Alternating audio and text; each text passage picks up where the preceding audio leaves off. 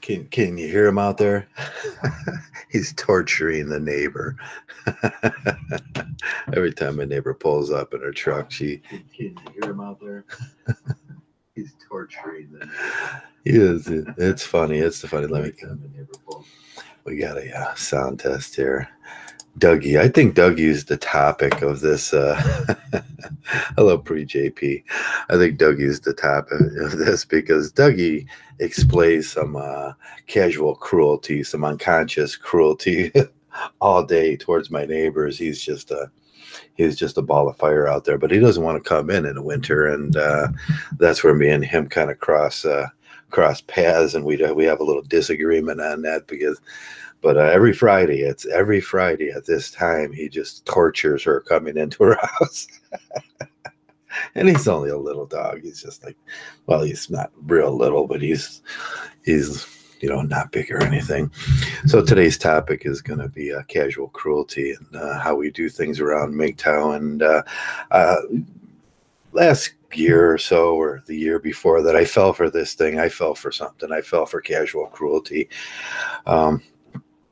It's a little trick that people, that groups and organizations, you got to abide by the group rules. You have to hate who the group hates, and you have to go at these people and say cruel things to them and do cruel things to them in their lives, and that way that you'll change them. That's the thought of the group. We get this when political people go after other people and they're going to change them. We see this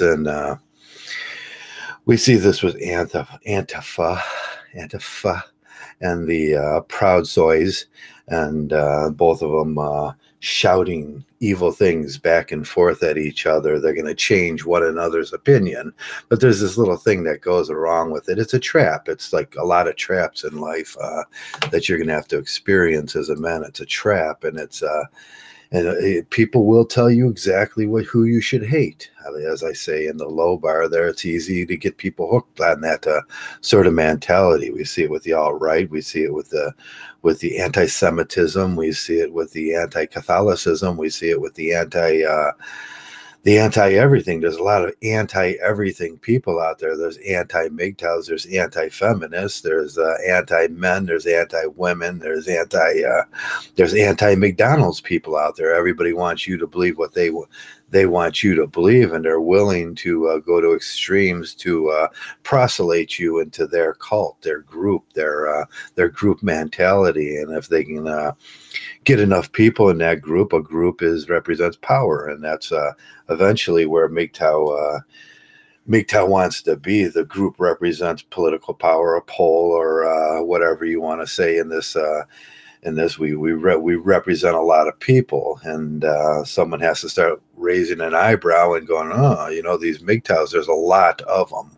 And but of course we're going to get entryism with that thing, and the group, there's always people that are willing to tell you how to think. There's people that tell you who to hate. We get this. I just got it on a comment, and I just got it on a comment, and casual cruelty is one of the things that I don't do. I don't do this, and I know a lot of Mgtows do this when they see a feminist or they see a person from an opposing point of view. They go over there and they say some of the worst things in the world towards them, and then those people come back and they say some of the worst things in the world towards us, and then both parties are like, well, you said this and you said this and you said this, and everybody can't agree on who started it ever. And I just watched a podcast by a group of individuals that tagged themselves Mgtow, and they come at Mgtow, and it's like my comment to them is, I'm sorry, thanks for your opinion, but I don't need your permission. And there's nothing cruel about that. There's nothing where I say anything about her looks or or her personality or anything like that. I just put the truth down, and that's what Mgtow is. We just kind of lay the truth down on these things. I don't need your permission to be a Mgtow, and really, you can complain all you want all day, but it's not going to work. It's just not going to work. You're not going to change me. But the problem in Mgtow sometimes is we get we group up in subgroups, and then group dynamic starts working, and the personality of the group goes on to be your personality. And everybody identifies you with that personality of whatever group you're in. And we all know there's a lot of different groups, and in Mgtow, and each group, does their own thing and has their own idea. And it's all about cognitive biases, and you wanting to be around people that think like you, and have similar thoughts to you, and it doesn't rub you the wrong way. Otherwise, you'd have to expand your world, and that would be too hard. So we kind of group up in these subgroups, and that's the way I think about Mgtow, and that's the way he thinks about Mgtow, and that's the way he thinks about Mgtow. And the last years, I found myself rubbing against that sort of mentality, because it does become kind of cultish in its manner, and you can see it becomes kind of cultish in the way I explain it here. First, they'll tell you who you should hate. And then if you agree on this person is an abhorrent person, they'll tell you who your foes should be. And then they'll explain to you what ideas, and you become an ideologue of that group. And finally, they'll tell you which race of people to hate, which color of people to hate, which political opponents you have, and them things. And all it starts with is a little tinge of casual cruelty, and how that feels. And I know that feels empowering to some men. Casual cruelty is empowering when you first come around Mgtow. It's the way you say no to these things. But there's easier ways to say no than to be cruel to another person, because, like Marx explained, there's going to be backlash to everything. The backlash to the bourgeois was the proletariat. The backlash to the proletariat was socialism. And socialism, there was backlash to even that sort of brand of socialism, which brought in this new brand of socialism with Stalin. And these things go on and on and on. And there should be it'll develop a new order. And you see this in the United States often. It's most prevalent and most visual in the United States, because we do have two parties, and they kind of bat the badminton back and forth, and they're playing tetherball with each other back and forth, and then it kind of bounces from this way over to this extreme, and then from this extreme back to the other extreme, and it very rarely centers itself in the middle. I think Bill Clinton was that last kind of middle kind of guy that he kind of centered himself in the middle. He didn't have he was very capitalistic, and he didn't have much socialism in him, and he kind of centered in that moderate middle, and did what he did. And but we see this a lot. The reaction, the Bush Jr. was Obama, and the reaction to Obama, one end, was Trump, and then probably the reaction to Trump will be some jackwad like Beto O'Rourke, or some totalist socialist like what do they call her, AOE Cortez, and but it bounces back. Marx told us about these things. Marx told us, like, if we don't get more of this central idea, and you be inclusive with other people, you're going to just bounce back and forth, and it's going to that's the way it's going to work.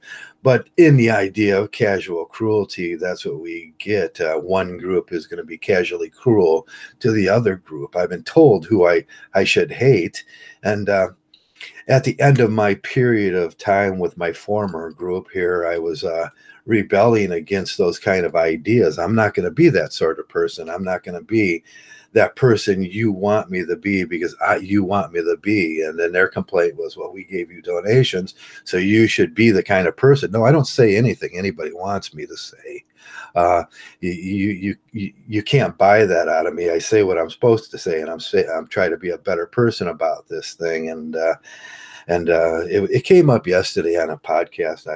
He says, well, you go talk to Jenny McDermott. And I says, yeah, I go listen to what she does and what she's saying, because she's a prominent feminist, and I want to keep up on things. And while I'm over there, I don't want to get booted off. So I talk politely, and I talk kindly, and I joke. And there's this idea that somehow I'm supposed to go over there and be vicious and be cruel and say say horrible things to her, and that would make me more Mgtow. No, that doesn't make me more Mgtow. Just makes me an ass. Like I said last week, you can be a Mgtow and you can be an asshole at the same time. And I don't have to buy into this thing where we're all Meninists, we all have each other's backs and everything, because really we don't have each other's backs. None of us have each other's backs. It's just a ridiculous concept. And when I see an awful person, I'll tell her, I'll say it. That's an awful person. Alex Brown was an awful person. Immortal Mgtow was an awful person. When I see it, I'll just kind of let it roll off my lips. And when I see this kind of casual cruelty that these men have in their lives, they have this casual cruelty, not for the. When we look at it, they would kick a dog. They would kick a dog. They're the kind of people that would run up. They would rape a little child. They would beat an elderly person. Them are people in life that I try to stay away from. And there's people that kind of share those kind of tendencies around here that I just have no use for those kind of people in my life, because you can't bring them into a group and not expect them to turn on that group. And this happens, and it happens in a lot, and it happens in the gender dynamic schemes of this thing, casual cruelty. It happens in relationships too. Any of you guys, and some of you guys have been in long LTRs, and it begins there too. You come in and she's just yelling and screaming, and then you say something casually cruel to her, and then it goes back and forth, and it escalates, and one of them will usually rage out and leave the house and everything. That's the common relationship that we have in America now. That's a common relationship that you have, and in the world, and that's so prevalent. I watch this with my friends. I watch it almost every day with one person will escalate the argument, the other person, and then it becomes a vicious tirade of ad hominem attacks. And but that happens in here, and it plays out in here, and you're expected as a person to buy into that thing. And sometimes we fall for it. And I'm having some ginger tea today. Sorry about that. My voice I've been a little sick. This is cold. It's cold here. And the only person that appreciates the cold is Dougie. He stays outside all the time now, because he's got about 3 inches of fur around him. It doesn't bother him, and he hates it in here. But for me, running out there, digging and bringing his water and stuff, and all of his needs that he demands from me, I have to go out in the cold. And sometimes I run out there with my t-shirt just on and like, here, Doug, here's your food, you little bastard. And then I catch a cold. But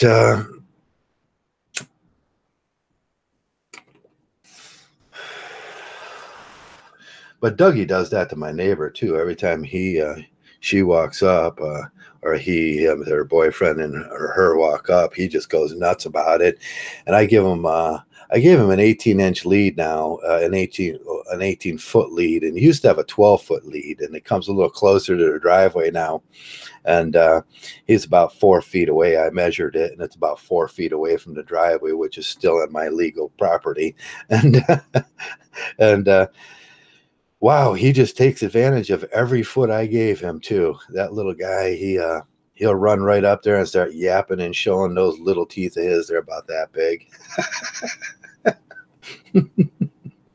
And he's quite the wolf. I breeded a wolf Samoyed breed. He's a pretty wolf. He's very pretty, just like me. So I want to stop right now and say hello to Whiskey and Prune Juice Power, PJP, and Emily, and Kasuppa, and anybody else that's listening right now. And thanks a lot for showing up and listening on a Friday night. I was going to grab my last beer. I was thinking about brewing tonight and boiling up some malt extract and put some roasted barley in it and started cooking in the fermenter. But I just don't feel like doing anything. I didn't even ride my bike today. I looked out at the world, and it was cold and it was gray. In Ohio, you have to get used to that coldness and that grayness, and it's always cold and gray. I know whiskey, you know what it feels like. It's no sunlight for 8 months or 6 months out of the year, and it gets pretty depressing. But I just didn't feel like riding my bike. I called a friend, and he drove me up to the store today. I was like, I don't want to do this. I just don't want to do life. I don't feel like doing it right now because I think I need a light box. I got these lights here. I think I'm going to make a light box out of these lights and then stick my head in it in the morning or something, or put it in the bathroom so I get some kind of light in my life. But yeah, that's going to happen, and it all plays a part into we got all these northern states and people from Canada, and around this time of the year, I think the casual cruelty that we all toss, and we're all flipping these things back and playing cruelty badminton with each other. And with the opposites or the opposite groups and everything. And I just this year, I started trying to temper myself, and I started trying not to do that. I think I think the mark of a tyrant is all those things. When I looked at G.H. Bush just died this year. Geo, I just call him Geo Bush, and he's the Geo, the father of the other Bush, and he died. George Herbert.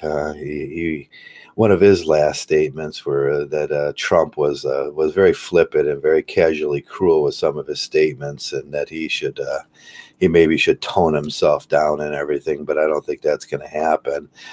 But that's the world we live in, and the internet world we live in, and there's been a lot of talk about it lately and everything, and it's not one of these problems that can't be fixed as long as you got people hiding behind the avatars. They feel it's empowering that they can say whatever they want, and even if it's vicious cruelty. And I read Twitter. I mean, some of the stuff that goes on Twitter is just horrible. I can't believe that people talk like that to each other. And I talked about a mutual common respect that everybody deserves at one point.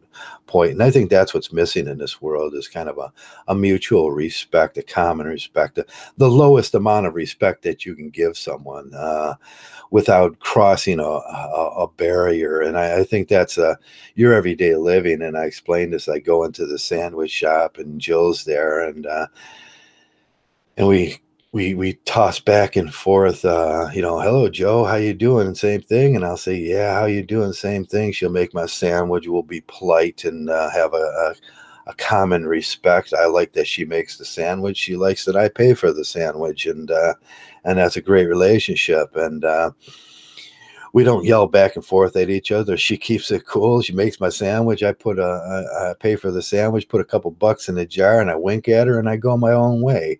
And I say, take care, Jill. That's a great job, and it's a good job. And everywhere I go, I always tell everybody, and especially the working people at the stores and everything, because I know it's a pretty hard job, sales, and you have to deal with idiots all days, and half the videos on YouTube, if you watch around, are just people being idiots in stores to employees and working class people and people that are just trying to do a good job for you. So when I go into a store or a convenience, I always tell them, I just got my turkey. I like turkey. Dougie likes turkey. He gets half my sandwich. So I make turkey sandwiches, sometimes with bacon, sometimes not, sometimes with tomatoes, sort of Swiss, or sometimes I like to spice it up and make a jalapeno turkey sandwich. But it's pretty much all I eat is turkey.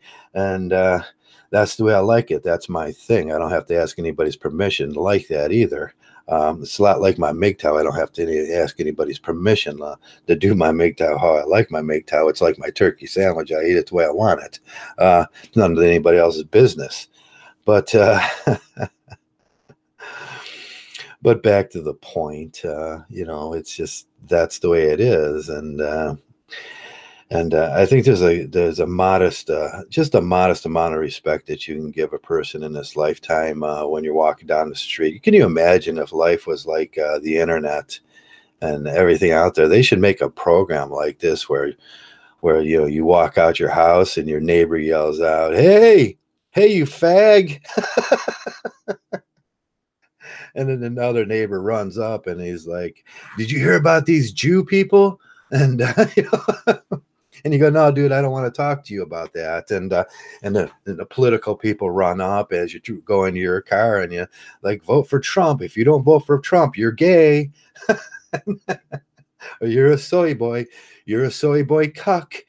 And although that would be an interesting place to live, and I would get a chance to punch about everybody in the world then in person, but I really don't want my world to be like that. And I don't want my world to be like that around here either. I just don't do that thing anymore, that little bit of casual cruelty, because I know where it goes. It starts the cult of casual cruelty, and that's why we get called the cult around here. And these little asswads that do this 24/7 don't realize that they're sullying the name of Mgtow, and they're sullying my name, and they're making this a horrible place to live, because everything like that's going to get backlash. So as fun as it was in my life, and I had bought into this, and I must apologize for my behavior in the past. I don't do that thing anymore. I stopped doing that about a year ago, about 2 years ago. And I do have to say that I learned that from whiskey, stills, and tumbleweeds, just to be a little more tolerant of people. And although I disagree with them, I don't have to call them names. And if I do write I do write something down. I write and articulate it in a strong manner without being overly offensive. I don't have to bring in the size of their ass or how ugly they are or whether I think they're a little bit gay or anything like that. I can just articulate what needs to be said in a very Mgtow, in a very mature way. And but these things get all run away sometimes, and I see that. And there's the kids running around, the chillins running around Mgtow, and they're all on fire with their new Mgtow, and they've discovered that calling women all sorts of names is empowering, because they've never felt that kind of power before in their life. In the real world, you go out there, and it's all gynocentric, from the teachers to the authority figures to you call a woman a name, but you can get away with it on the internet if you have an avatar that covers up your true identity, and they can run around and do that. But it says not a lot about Mgtow. It says a lot about Mgtow and a lot of not a lot about Mgtow, all in one sentence. It says that we're a bunch of asses when we do that, and that most of the complaints come in, and I see it daily. I see all these videos being made about, and these Mgtow said this, and these Mgtow said that, and then they'll put up a couple this little screenshots and everything, and this is what he said. He was, he's going to flag me. He thinks my ass is big. He thinks this, and the Mgtow retort will be some cruel thing, the witty, snarky little thing that we've come up about women, and it'll go back and forth, and it continues to go back and forth, and I just refuse to play that game anymore. And yeah, they make it hard to maintain your composure sometimes, don't they? That's why I say sometimes the best place in the whole world is the Mgtow bench, where you just sit and eat your popcorn and enjoy your cup of tea or coffee or whatever you're enjoying at that time, and just point and laugh and just look, there's, and you don't have to do that extrovertedly where everybody notices. You can just giggle and laugh. Most of the time on the internet, I just spend here giggling and laughing to myself about the jackassery that I see. And I don't need to further articulate it, because I think pretty intelligent Mgtows can see the difference. And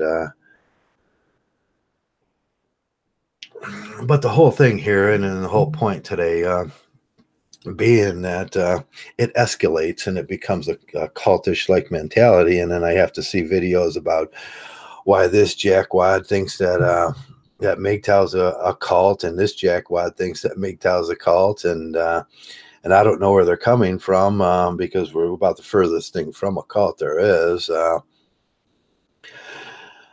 But that's what we get, and I think it all starts from the same thing: the casual cruelty, or the expected casual cruelty. You can't be in my group, and you can't, and that's what they're saying. You can't be part of my group, my special Mgtow, if you don't attack this person over there. If this person doesn't attack this person over there, we've designated these people over here as as the soy boys, or yeah, we've designated them as the soy boys, and that's who we'll go after in our group.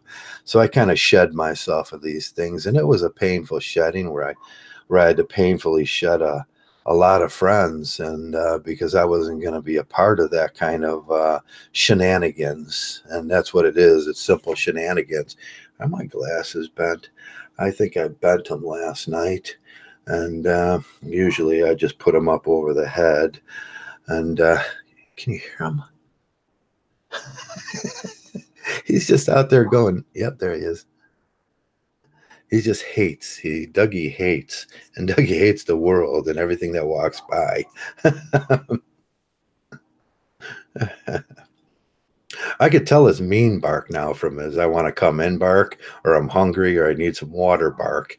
I'm learning the language of dog now. Since he refuses to learn the human language, I have to learn the language of dog, because that's my responsibility. Now I can distinguish which bark I'm hearing from him, and it makes my Dougie lineage, Dougieage.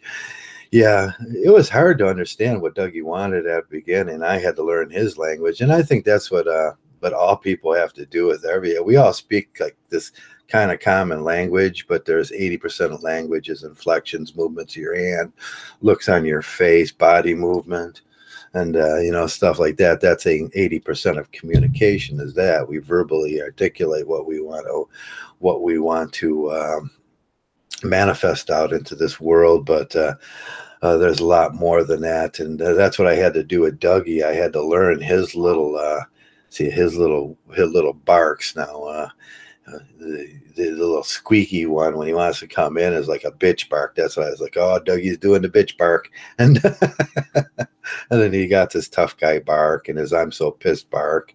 And I know to ignore some of those things and let him just do his thing out there, because he's having a blast with his fur coat out there. And I think he's just happy as can be in the winter weather. Not that I'm happy about it. I can't go out there, and because I would die if I spent a night out there. He just kind of sleeps out there like it's he sleeps out there. He goes to sleep right on the cold driveway, and it's snowing, and he'll be sleeping. And I was like, I could never be that comfortable sleeping on the snow. But he is, and I've learned his language. And I think we have to learn each other's language around here sometimes. When the snarky little dogs come around, they start humping on your leg. You just got to learn their language, which bark it is that they're saying or something. And maybe it is my responsibility. And to temper myself around here anymore. And I'm running around out of steam. I'm getting old, and I'm just running out of steam in my life. And it's also bothersome and troublesome anymore to care about anything. But one of the things that do bothers me is casual cruelty, and I would advise reading Albert Schweitzer about that. Dr. Albert Schweitzer, he wasn't a great philosopher and everything, but Albert Schweitzer's got some great things to say about casual cruelty, or his interpretation of casual cruelty. It all starts with animals, and it's why it's why. That was from the diaphragm. You got to push those up from the diaphragm when you get them manly burps. But but even the FBI, when they're looking for a super villain, they always got these little things. Does he torture animals? Does he cruel to women? Is he cruel to kids? Does he kick dogs? Them sort of things are indicators of a person's true nature. And around here, I question some of these guys' true nature a lot, and but it's a growing process here in Mgtow, and sometimes we're going to be a little short with it. Sometimes I'm just going to smile and laugh and just, whoo, that's special. That is so special. But there is a certain amount of things we can control, and one of the things that we can control is going over and if you walk over across the street, poke your neighbor, the neighbor's going to poke you back. So why do we do that to each other? And that's my big question. Why isn't it expected trait of Mgtow that I have to run over and hate on every feminist I see, knowing that the result is they're going to come back over and hate on me? It just seems like a redundant process of hate, and I really don't want to participate in that stuff. And that's why for years I've said, I don't care what the feminists are doing over there. I don't care what the little girls are doing. And I'll smile if one comes around and be casually nice, and and they'll go away. And most of the time in this world, I've never had my channel taken down for the 6th time. I think my channel's been taken down for those 60 days. It's never been a feminist that's been around yelling about what they think. Has always been a part of the subgroups of Mgtow that want you to believe in their new polished message, or their new message of alt-right hate, or their new message of you got to hate the Jews. And they're always going to start with who you should hate. And it starts with that one person you should hate. And then it becomes a habit. And those things don't go fly very well with me, because I hate anybody telling me to do anything. Anybody tells me to do anything, you can pretty much expect the opposite. Either I'm not going to do it, or I'm going to do the exact opposite. And that's just the way I am, because I'm just not a person that likes people telling me what to do. I'm a pretty competent person in this world, and usually it's those executive commands like that get me in trouble. And because these same sort of people, they err on the side of caution by not taking responsibility or accountability for their requests. But that's the way life is most of the time. We have to get used to it. But it would be pretty interesting, I thought, if the world was more like the internet and your neighbors did act like that. Maybe it would start a discussion around my lazy little cul-de-sac in the world. Because no one ever talks to anybody except for me and the lady. She's a 70-year-old lady. She sends me plates over once in a while, and I trade the plates for when she needs some kind of plumbing fix or a window screen fixed or something like that. But I do appreciate those plates, and she's a pretty good cook. So hey, it's another agreement. But that's how community works pretty much, and most of the people don't understand that. We trade in our community, but communities stop trading, and everybody relies on the trade with the convenience store, and they don't realize you're just trading with the government instead of your community members, and everybody forgets about their community members and stops trading. That's when cities and communities go down the drain, and everybody starts asking questions about socialism and capitalism and what it's supposed to be, because they forgot what it was supposed to be. We're supposed to trade with each other, and that's the way communities work.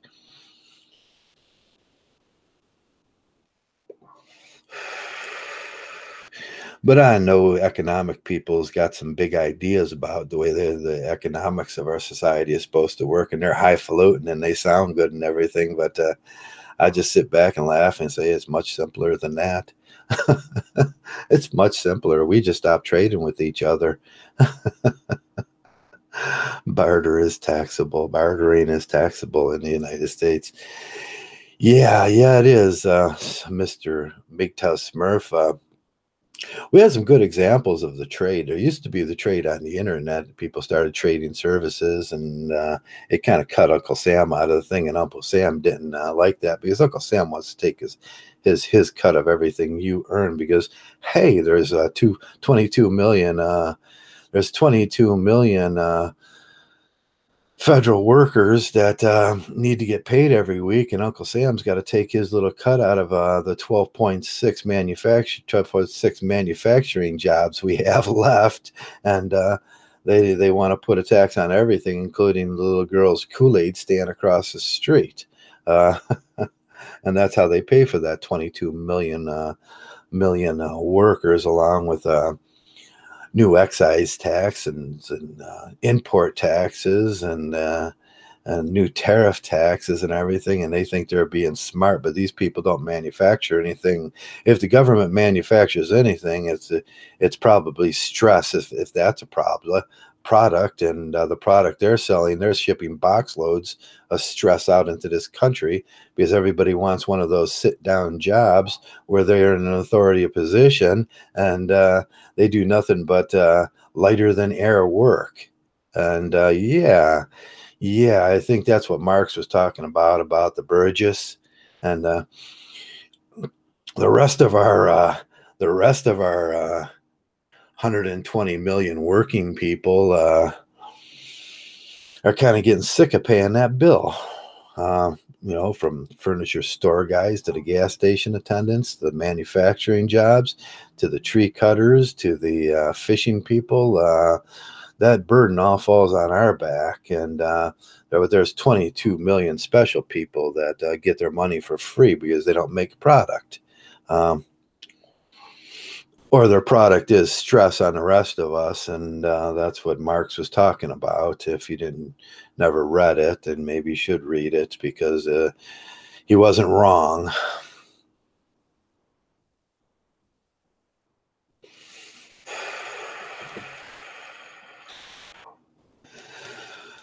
So I just wanted to come in today and, like usual, and say hello, and the work week's over, and you can probably notice the stress in my voice, and I'm just sick of the cold already, and it's only December 7th, and by the way, today is the anniversary of the bombing of Pearl Harbor, and it's a sad thing. And with the anniversary of the bombing of Pearl Harbor, we always thinking about the Pacific Fleet and the Navy and everything, but we always forget to think about the people of Hawaii, what they had to burden, the burden they had to take during the war. And there was the Public Works, the PCN up there, and that's what they were bombing. They were bombing the Public Works so they couldn't repair the boats anymore, and that's what the Pacific Fleet was doing there. They were getting their boats all tidied up for a war that we were going to have, and a pending war, and the Japanese figured, well, we'll hit that. But the people of Hawaii suffered from that, and if you get an opportunity to thank those people for their service, you should. And all the men that worked as welders and riveters and steel workers and barnacle scrapers and whatever else they do there. And there was other guys that packed that asbestos into the walls and onto all the piping, and the guys that took care and maintenance those engines, those diesel engines, so they'd push the boat across the ocean and win a war for us. Them were all the Hawaiians, and they did a magnificent job. And the Japanese just came and laid some bombs on them, and I don't know how many Hawaiians actually died in that, but we often give total credit to the Pacific Fleet in a very nationalistic view of that, and we forget about the people that were on the ground, the people that lived there, the people that seen their beautiful country of Hawaii, that land of gods and Buddha, and the beauty of it turned into a horrible nightmare of shelling and flames, and it was sad. It's sad when I think about it in that light, and that's a part of casual cruelty that got me thinking about this thing today. How we look at that event today, and in history, and we go over it, and And somehow we forget about the people that it really affected. The best excuse for the best example of casual cruelty was probably Bobby Gentry's song when Billy Joe McAllister jumped off the Tallahassee Bridge. And everybody said, well, what did Billy Joe McAllister throw off the bridge? And why does that boy do that? And the casual cruelty that the family portrayed at the dinner table, and passed the beans and potatoes while this young man just committed suicide for some reason. And what did he crumble up and throw on the water there? And they go over it, and you go by these things, and you go cross these things, but you never kind of land on the male suicide issue there. And nobody wants to say they feel bad for whatever Billy Joe McAllister was thinking, and the casual cruelty we do in our heads to not have to think about those things. We do that with men all the time, and this thing works up and it works up and it works up into gynocentrism, and we look at the homeless, and 80% of the 80+% of the men living out on the streets, probably 100% or up to 100%, because I don't see no women and children living on the street, and the Hollywood representation of that is not quite correct, because I've never seen it. Maybe one or two crack whores that live with them, but I wouldn't qualify them as actually women. But yeah, it rolls up, and we ignore, and we walk by the bum on the sidewalk, and we say cruel things. Get a job, you bum.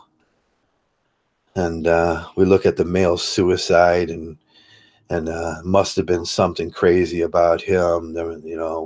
We disregard these things, and it works up into bigger issues in society. And all of a sudden, bam, out of the midnight comes a group called Mgtow. And that's what we're supposed to be thinking about. We're supposed to be thinking about men. We're supposed to be thinking about those guys their lives were so affected. They've been visited too many times in this life by casual cruelty and unsensitive people, and those little comments that build, taking 10, 12 of them a day until finally he caps himself or freezes to death next to the railroad tracks. But we don't like to think about those things, and that's one of the important things in life. And I think there has to be a switch in some of the ideologies of this nation. And when you see this nationalism, you see all this nationalism, go hoorah for war and everything. We forget about the soldiers and the broken families and the sons of fathers. And the pain that we're inflicting on each one of them. We forget about those honorable men, because somehow it was their duty, and sometimes they were doing an honorable thing, and that's what we tell ourselves. And we wave flags and we have parades and everything, but we forget about the individuals, like we did in Hawaii there, like we do so many things, like we do on these pages every single day.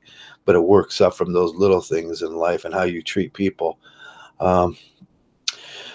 Personally, I like to treat people good, and I said thank you and hello, and you're doing a good job, and that's not for them. And I always remember that's not for them. They have to take care of themselves in life. You know who that's for? That's for me, because I don't want to become one of those people. I don't want to become one of those people that you see so often in this society, so bent, so damaged.